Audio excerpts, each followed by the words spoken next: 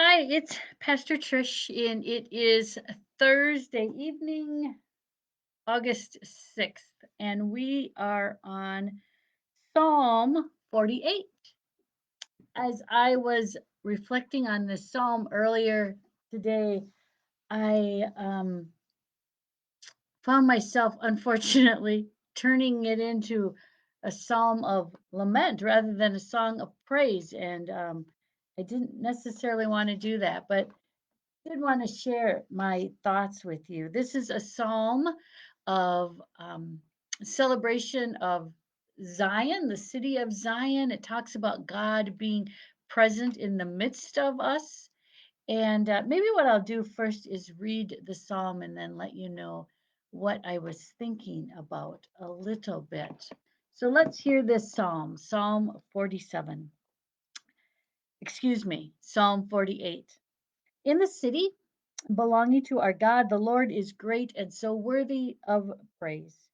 His holy mountain is a beautiful summit, the joy of the whole world. Mount Zion in the far north is the city of the great King. God is in its fortifications, revealing himself as a place of safety. Look, the kings assembled themselves, advancing all together. When they saw it, they were stunned. They panicked and ran away frightened. Trembling took hold of them right there, like a woman giving birth, or like the east wind when it smashes the ships of Tarshish.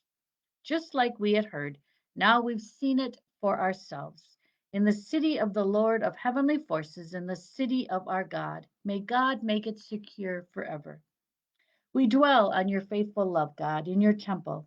Your praise, God, just like your reputation, extends to the far corners of the earth. Your strong hand is filled with righteousness, so let Mount Zion be glad. Let the towns of Judah rejoice because of your acts of justice. Walk around Zion, go all the way around it, count its towers, examine its defenses closely, tour its fortifications so that you may tell future generations, this is God, our God, forever and always. He is the one who will lead us even to the very end.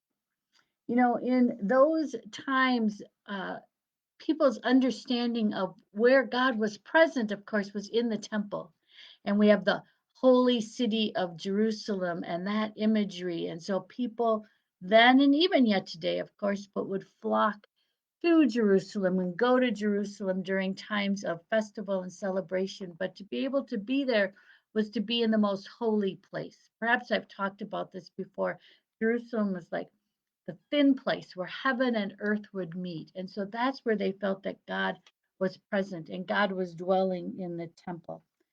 Today, we can understand this psalm as the celebration of God's presence within the midst of humanity. Because, of course, today we no longer see God as being present just in the temple or just in one spot that we have to go to. We understand that God is present everywhere around us, above and below and beside and in front of and back and all of those kinds of things. But, and here's where I can turn this psalm of praise into a psalm of lament these days comes in. So bear with me.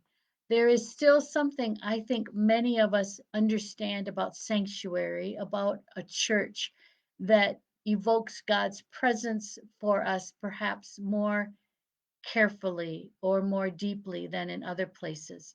Nature itself, I think, is another place where that happens. When you stand in the full beauty of God's creation, you sense God's presence more easily than in other places. But I also think that that's true within a church building as well.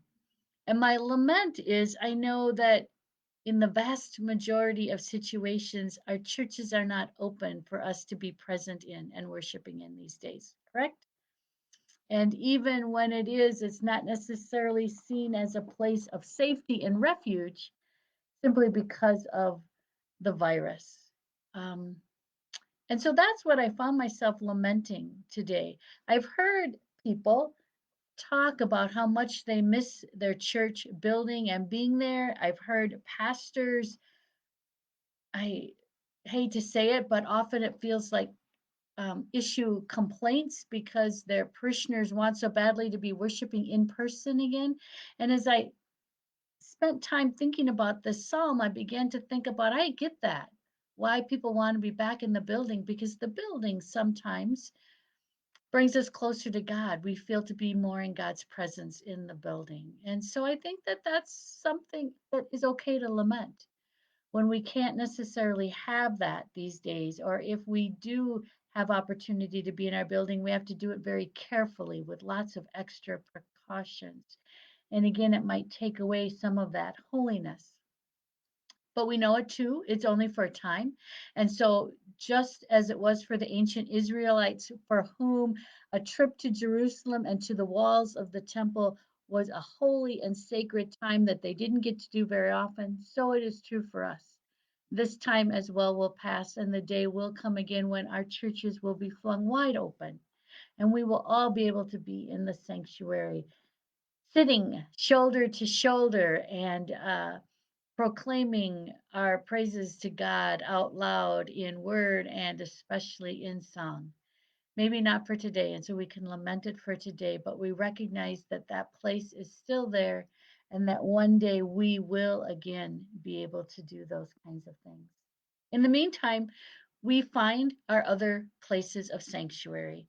Perhaps nightly devotions is a place of sanctuary for some of you where we come together and we spend a few moments garnering strength in God's presence and in God's goodness so that we can go out, right, and face the world for the rest of the day or for tomorrow again.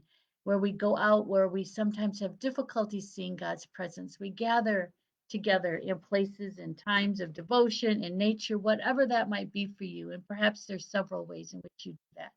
But then you're able to garner the strength that you need to go out because in today's world, it's sometimes hard to see God's presence. So, Psalm 48, as you pray on that and think about that, I just invite you to see places in your lives where you can find sanctuary in these pandemic days and sense God's presence to give you the strength, the courage, the peace, and the grace that you need. Have a good rest of the evening, and we'll see you tomorrow.